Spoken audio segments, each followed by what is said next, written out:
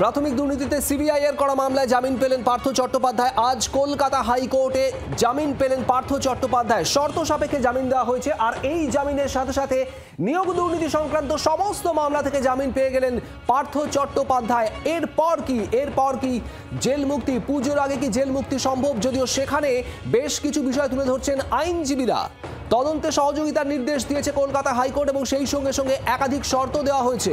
Trial কোর্টের এরিয়ার বাইরে যেতে পারবেন না পার্থ চট্টোপাধ্যায়। তদন্তে সহযোগিতা করতে হবে, কোনো রকম অপরাধমূলক কাজের সঙ্গে যুক্ত থাকতে পারবেন না। আর এখানেই আইনজীবীদের একাধিক বক্তব্য উঠে আসছে। ইডির করা যে মামলায় শীর্ষ আদালতে জামিন পেয়েছিলেন এর আগে পার্থ চট্টোপাধ্যায়, সেখানে বিচারপতির দেওয়া একাধিক শর্ত এবং নির্দেশ মানতে হবে, তারপরেই জেল মুক্তি হবে পার্থ চট্টোপাধ্যায়ের, এমনটাই আইনজীবীদের মত।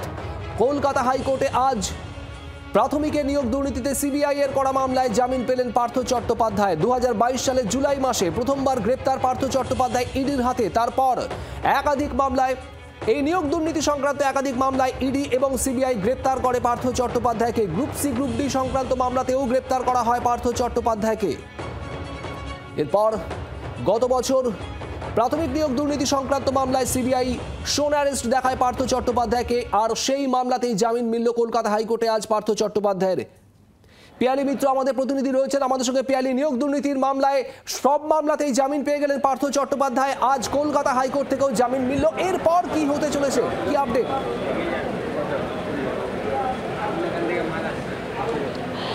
একেবারেই দেখো, গত বছর অক্টোবর মাসে এই মামলাতে পুজোর ঠিক আগেই পার্থ চট্টোপাধ্যায়কে শোন অ্যারেস্ট দেখিয়েছিল সিবিআই এবং সেই মামলাতে তাকে জেলে গিয়ে জিজ্ঞাসাবাদও করেছিল। সেই মামলাতেই আজকে কিন্তু কলকাতা হাইকোর্ট থেকে তিনি শর্ত সাপেক্ষে জামিন পেয়েছেন, যেটা কিছুক্ষণ আগে অর্ণবাংশ উল্লেখ করছিল যে তাকে তদন্তকারী অফিসারের সঙ্গে সহযোগিতা করতে হবে, মোবাইল নাম্বার জমা দিতে হবে, ট্রায়াল কোর্টের বাইরে তিনি যেতে পারবেন না, এরকম একাধিক শর্ত দেওয়া হয়েছে।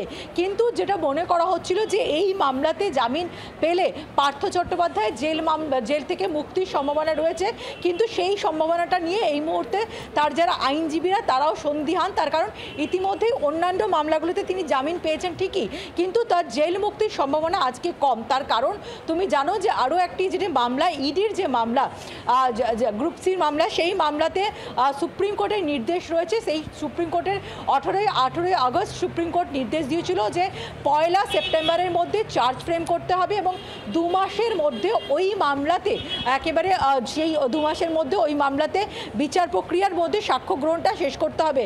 সাক্ষ্য গ্রহণ শেষ হওয়ার পরেই কিন্তু তার জেল মুক্তি হতে পারবে বলে সুপ্রিম কোর্টের নির্দেশ ছিল। ফলে যেহেতু ওই মামলাটাতে সুপ্রিম কোর্টের নির্দেশ রয়েছে যে 2 মাসের মধ্যে সাক্ষ্য গ্রহণ শেষ করতে হবে, সেই 2 মাস এখনও পর্যন্ত হয়নি, সেটা হবে গিয়ে 18 অক্টোবর। ফলে আরও বেশ কিছুটা সময় কিন্তু লাগবে, কারণ ওই মামলাতে যে মামলাটির কথা উল্লেখ করছি সেই মামলাতে এখনো পর্যন্ত 7-8 জনের অন্ততপক্ষে সাক্ষ্য গ্রহণ বাকি রয়েছে।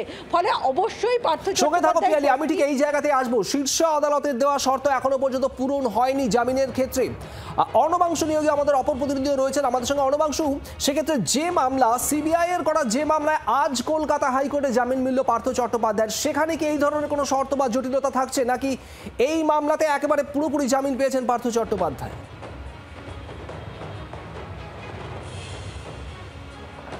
দেখো, যে মামলায় তিনি আজকে জামিন পেয়েছেন সেই মামলাতে এরকম কোনো শর্ত আজ কলকাতা হাইকোর্ট দেয়নি। যে কারণে তিনি একটা জামিনে মুক্ত হতে পারছেন না আজকে, সেটা হচ্ছে একটা পুরানো গিট, অর্থাৎ যেটা গত 18 আগস্ট সুপ্রিম কোর্ট নির্দেশ দিয়েছিল। সেই মামলায় চার্জ গঠন প্রক্রিয়া সম্পূর্ণ শেষ হয়ে গিয়েছে এমনটা আইনজীবীরা বলছেন, কিন্তু সাক্ষ্য গ্রহণ প্রক্রিয়াটা কিন্তু এখনও বাকি রয়েছে। এবং যেটা পিয়ালিদি বললো যে সময়সীমা শেষ হচ্ছে প্রায় গিয়ে অক্টোবর মাসে, সুতরাং সেই জায়গা দাঁড়িয়ে তদন্তকারী সংস্থার হাতে আদালতের দেওয়া বিধিসম্মত কিন্তু সময় এখনও রয়েছে। সুতরাং তারা কিন্তু অবশ্যই চাইবে সেই সময়টার মধ্যে শেষ করতে। এখন সেই কারণেই কিন্তু হয়তো তারা জামিন মুক্তি হতে পারছে না, আইনজীবীরা এমনটা মনে করছেন। তবে যে মামলাতে, যে প্রাথমিকের নিয়োগ দুর্নীতি মামলার শোন অ্যারেস্ট হয়েছিল গত বছর অক্টোবরের 1 তারিখ, সেই মামলায় আজকে তিনি জামিন পেয়েছেন। বিধিসম্মত সময়সীমা পেরিয়ে যাওয়ার পরে তিনি জামিনটা পেয়েছেন। আজকে সেই মামলায় এমন কোনো শর্ত আদালত দেয়নি, অর্থাৎ পুরনো গিট ছাড়লেই কিন্তু তার জামিন মুক্তি হবে এমনটা আইনজীবীরা বলছেন। সঙ্গে থাকা অর্ণবাংশ। বাংলার আওয়াজ, বাঙালির আবেগ, জি 24 ঘন্টা।